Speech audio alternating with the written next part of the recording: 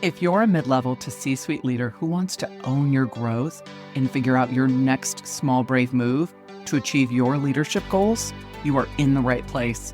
Welcome to the Small Brave Moves podcast, a weekly deep dive on how to be braver in leadership and in life for exceptional results. I'm your host, Nicole Bianchi, best-selling author, certified master executive coach, NSA certified speaking professional, chief bravery officer, and tough talk expert. If you're ready to become a better, braver, and more authentic leader, let's dive in. Welcome back to the Small Brave Moves podcast.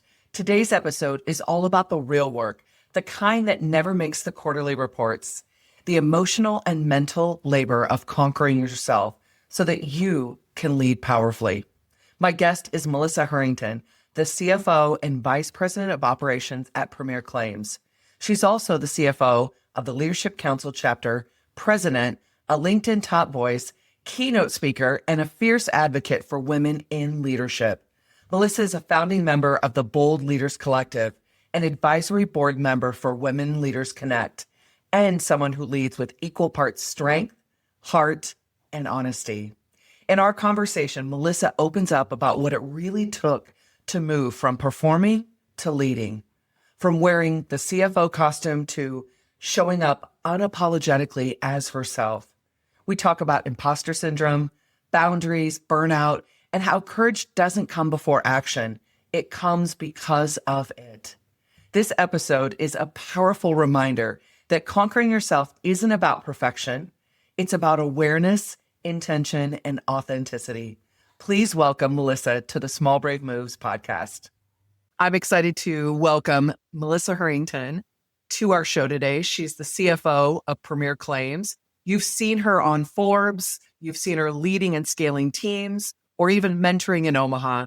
But today, Melissa gets personal about what it took to lead herself through imposter syndrome and into unapologetic leadership. So welcome, Melissa. I'm excited to have you here today. Thank you so much for having me. I'm excited too. So this is all about a shift from performing to leading, from proving to embodying, from managing others to really mastering yourself, which is what conquering yourself is all about. So I want you to think about what version of you that you had to let go of so that the current one could lead in your role. Oh, I love that question.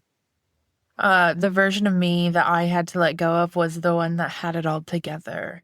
And the one that had all the answers. And the one that was this like perfect, polished version that I thought leadership demanded. Because the reality was I was none of those things. Yeah. And I was putting on my CFO Halloween costume and going trick-or-treating all day, every day. And every parent out there knows how exhausting November 1st is. Yeah. Yes. Exhausting. But it was Halloween every day. It was that almost like your customer service voice that everybody has. Yeah. But doing that and performing 50 hours a week, and it took all of my energy, all of my mental capacity, all of my creativity and strategy.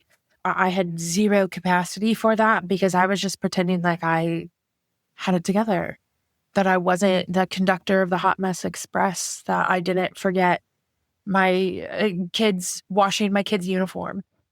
Or like I'm known for washing the uniform but not drying it. So we drive with it hanging out the window to get it dried really quick because I had all the intentions of doing it the best.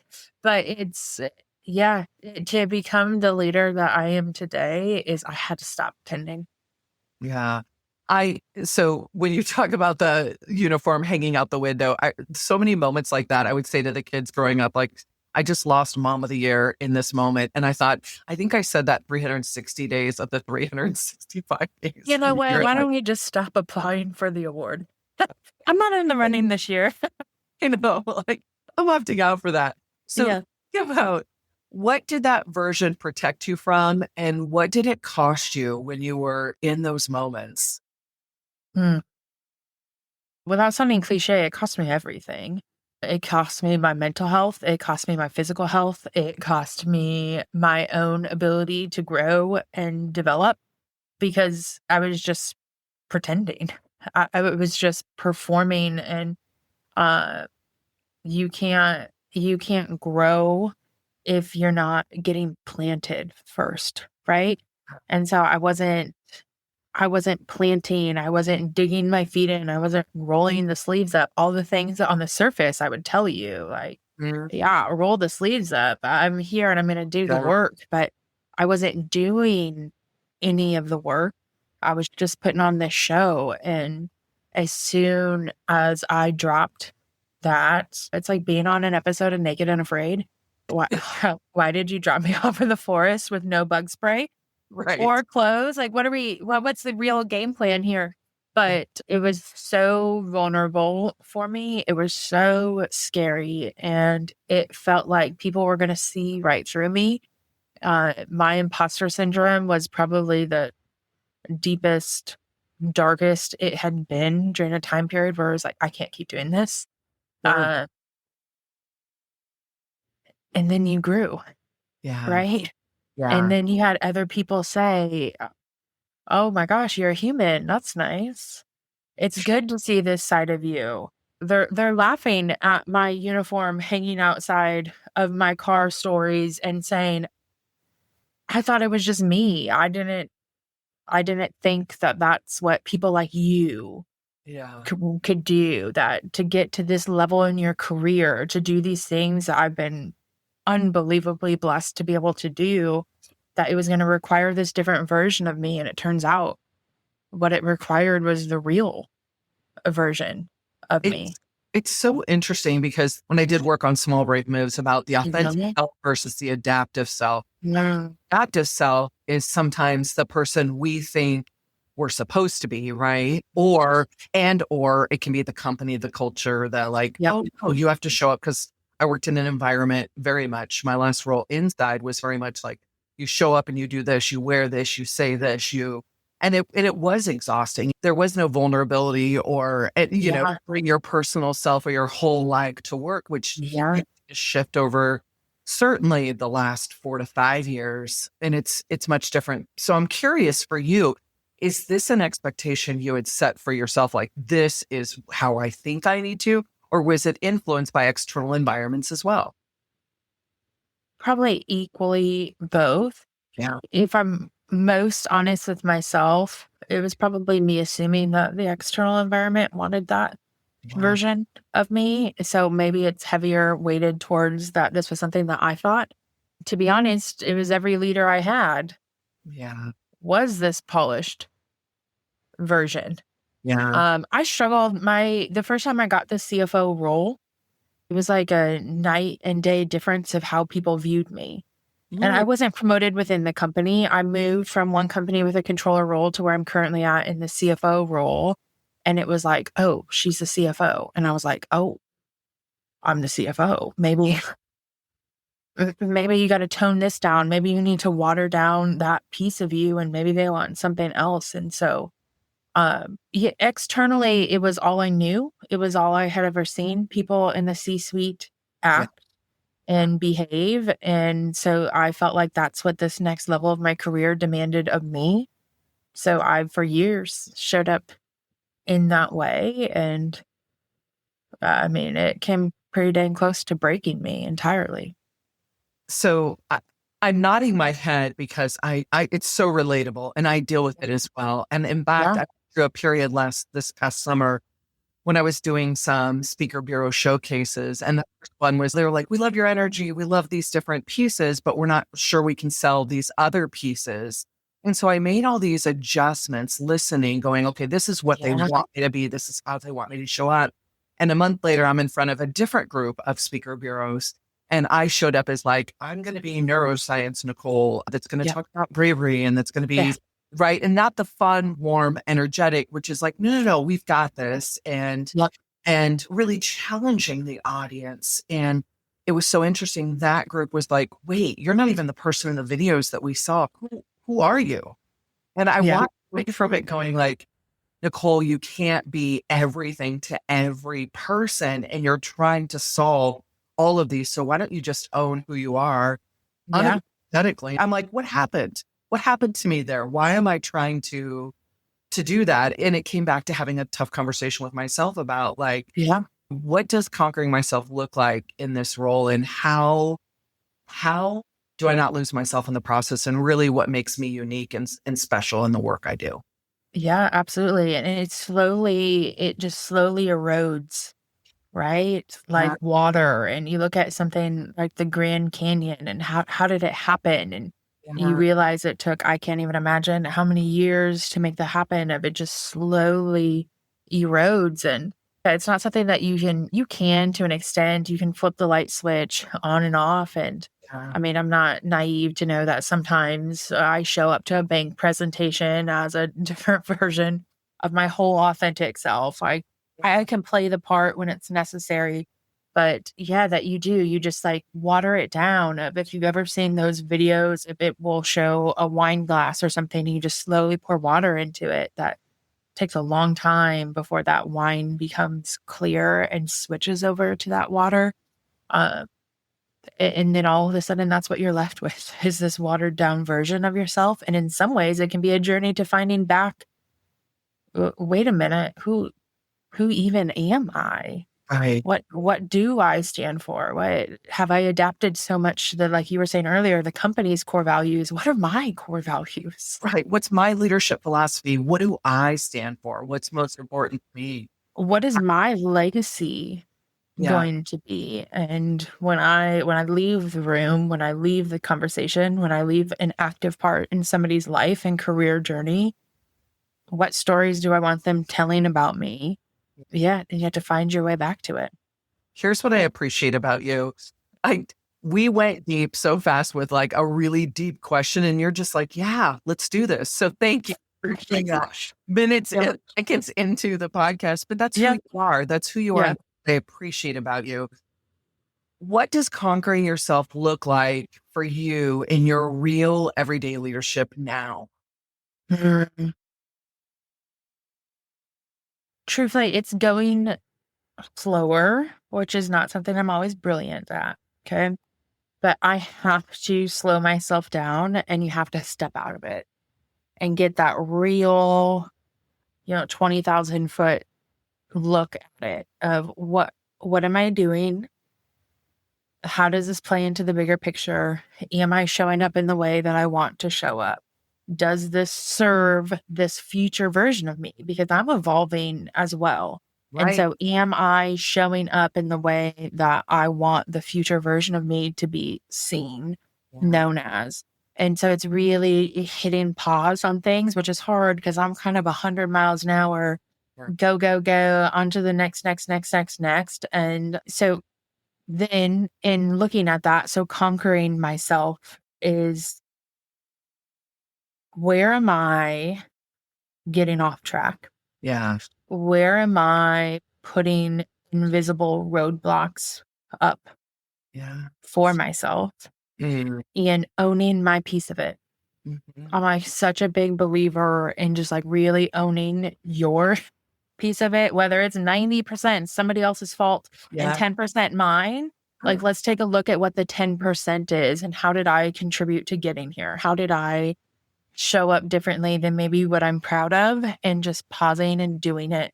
And then the biggest thing is when that imposter syndrome pops up, uh, to realize that courage and confidence and all of those things come as a result of taking the action Mhm. and not a prerequisite, Yeah. right?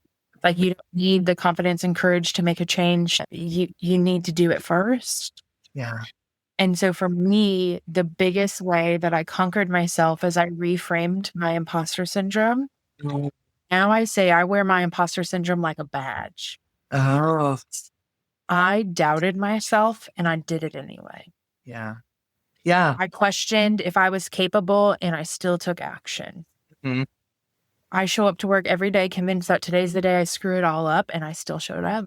Yeah. Yes. I do not like the word fearless, because that's not Yeah. realistic and it's not in Yes. any sense. Fear Yes. will always be a part. When I've taken hundreds, thousands of stages, I still get that little bit of butterflies and anxiety, a little fear, Fine. imposter syndrome creeping in. So I have a routine, a 10-minute routine that I do that I'm very intentional about that helps me center and ground myself and get myself ready to take that stage. So the fear list doesn't go away. And how do you what you're describing is we make the brave moves, we make the small brave moves alongside the fear because we know it leads to growth, right? We know it Yeah. leads to growth. And I love the intentionality of what you're talking about around the boundaries and also giving yourself some grace that not every day is going to be perfect, right? And I call it Yeah. conquer reset. So what's my conquer myself reset that I need to do when I feel myself getting a little out of alignment? Yep. We consciously choose, right, the life that we want to lead. And so we have to be really intentional about that every single day. Mm-hmm. I agree with you. I think, so what old pattern for you, when you talk, maybe this is part of the imposter syndrome, but think about an old pattern for you that still tries to run the show and how do you catch it before it wins? My biggest habit that I continuously slip into is running myself into the ground. Mm, yeah. I'll just do one more thing. And then I'll do one more thing. And then I'll respond to one more email. And then I'll just run that one more report. And then I'll set myself up for success. Or I'll just work this weekend. Yeah. But none of the next ones. And we'll go because that I gotta handle it. It's real. If I don't handle it, who's gonna handle it? And for me, it becomes this, I just have to get through this season. Yeah. But the problem is the next season starts, right? It's on to the next, you're deep into the next season before you're like, okay, well, now I'll just get through this. And then I'll slow down. It adds up over time. It turns out the human body is not meant to not sleep and just run on a fight or flight mode 24 hours a day, 7 days a week. So it's been a journey for me to learn when it's time to walk away for the day, for the week, for the quarter, whatever that may look like, and to say no more, to reserve my yes for things that actually excite me. And again, that are going to challenge me and stretch me and make me grow. That just because I can do it doesn't mean that I should do it. Yeah. So yeah, I mean, that's a pattern that I really had to both learn, and I'm still learning live here, of where to set those boundaries for myself. But I've always been that way. Yeah. Like, I've always So been talk that way. about how do you catch it before it wins? Like think about like when you start seeing and heading down that path, is there one thing that you're starting to notice from an awareness standpoint that you're going, okay, I'm starting to slip back into that? Outside of the time that I'm putting into things, Yeah. but I ignore that a Yeah. lot of times, right? Because again, it's like it's just this week, it's just month end, it's just whatever it may be. The biggest thing for me is physical. So migraines. If migraines start popping up, I know I'm burning myself out a bit. But then I get short. I get real short, real fast with So if the I'm people. talking when you're real short with me, then I know. Yeah. Um, and my husband does not put up with it at all. Yeah. So he's good at checking me, and I'm very grateful for that. He'll check me and be like, I don't know what you got going on, but Yeah. you better slow down there. And then I have a few really trusted team members who I've been very fortunate. Most of my team, when they've worked with me, have stayed with me for a long time. That our relationship is deeper than others. And they'll be like, I don't think you'd be proud of how you just reacted to that question or whatever else. And it's like, okay. Well, it's a great You're right. example of the what's going on conversation, right? Oh, yes. Recognizing a shift for you and for them to be able to feel comfortable enough to say, hey, I'm noticing this. What's going on? Right. Or Yes. your best self in this moment, Yes. which takes a Yeah. lot of bravery. And so I've nodded my head for like the last 30 seconds because, and I'm, for those that are listening and not watching, I'm sure they're like just nodding their heads because what you're talking about is so relatable. It's so the whole work harder, just one more, yes versus no, Yeah. or not now. And so I grew up a farmer's daughter and you worked from sun up until well past sundown. Yes. And so I have this whole, when I know I'm slipping it, when I'm in this like work harder, it'll come, and just put in more and just do. And then I recognize that, the joy isn't there. I'm not as excited about the work I'm doing. Yep. And so we just did the Brave Leadership Retreat last week that I came out of thinking about was I need to do a better job of planting and growing and not hunting. Because when I know when I'm in hunt mode, which is super masculine, that I lose part of really who I am. And so what you're saying is just resonating so deeply for me. So thank you. I appreciate that. All right. Thank you. So I want you to think about what tools help you keep anchored. What tools help you stay anchored in the leader that you want to be? Gosh, you could go a lot of directions with that. I'm a lifelong learner. I have to be and growing and stimulated in that way, like challenged what I thought I always knew. Yeah. So that's something, whether it's reading or listening to a podcast or a webinar or going to conferences, whatever that is, that's something that really helps me. And then in life, leadership and love, all of it combined, without a doubt, my husband is my biggest anchor. And what a strategic tool he is to my career. And then my overall life, without a doubt, that no one, like I said earlier, no one can check me the way Marcus Hurrington will check me. But also, shout out to Marcus. shout out to Marcus for sure. I tell everyone I'm a CFO today because of my husband. Right. He believed in me before I did. Wow. He knew I was capable of more before I could even comprehend it. So he will push me outside of it. He will call me when I'm not being my best self and challenge me in that way. And I think I'm not self-made by any stretch of the imagination. And a combination of all the people in my life, but without a doubt, my husband has played a huge role in my career in keeping me grounded and keeping me challenged, and holding a mirror up. Yeah. To be honest, a lot of the times of like, just stop for a second and look yourself in the eyes right now. And is this really what you want to be doing? Is this really where you want to be going? And I just think, I'm so grateful for him, but I think it's such an important piece, in my life, especially, for sure.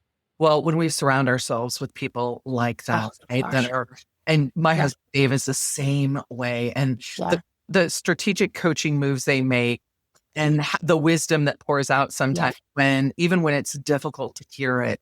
Even he does such a great job of posing a powerful question that makes me really stop and think and go, wow, because we're around them so much, they just see it all. He ends up becoming a strategic advisor for me, so I love that. Oh gosh, absolutely. Okay, so final question. Even though I want to talk for another 4 hours with you, because we could just riff on this whole car. Let's go. What do you got? Clear the calendar. Clear the calendar. Let's go. You can challenge one listener, right? One leader who's listening to this to make a single small brave move this week that would change how they lead. What would it be? My challenge for anyone listening would be to pause for a second and evaluate what one piece of you that is not your true and authentic self. Yeah. So what is the mask that you're wearing? What is the Halloween costume that you're putting on? And ask yourself, what is the actual worst thing that could happen if I took the mask off? Mm-hmm. And just to try it for one day. whether that is that you're actually silly and goofy, whether it's, you show up on Monday, what'd you do this weekend? And you're like, oh, just went to yoga. And that's not what you did at all. You had this grand big weekend, but you feel like it's not professional of you to say what that is. I'm a cursor. I curse a lot. It's not going to be accepted in every environment. Yeah. So, be strategic about your choice as well. But like, what is that one thing? And identify just one and make it small and take off that mask and see how does it feel? Yeah. I think you'd be surprised at the end of the day when nothing started on fire. Yeah. You didn't get crazy looks from everyone and it wasn't as scary as it felt. And notice your energy. Notice how your energy shifts because you're not spending all that energy trying to hide a piece of you. And then I'd be willing to bet at least one person listening, if they do it, how somebody is going to notice and is going to relate with it and say potentially even, thank you so much. I thought I was the only one. Right. Oh, by showing up in that way, you gave me permission to show up that way myself. I'll tell you, I've never shown up to a podcast recording, playing music before, and I did it with you. I had Mama I love it. in the background, but I was like, I'm really trying to infuse more like my childlike fun. I have a very playful side, and I always bring it out. And I was like, when I was waiting for Melissa to jump on, I was like, I'm going to just crank some Mamma Mia right now and start dancing. That's the best Until Melissa jumps in. So I'm committing to you because you're inspiring me right now to bring more childlike fun into my work. So thank you for that.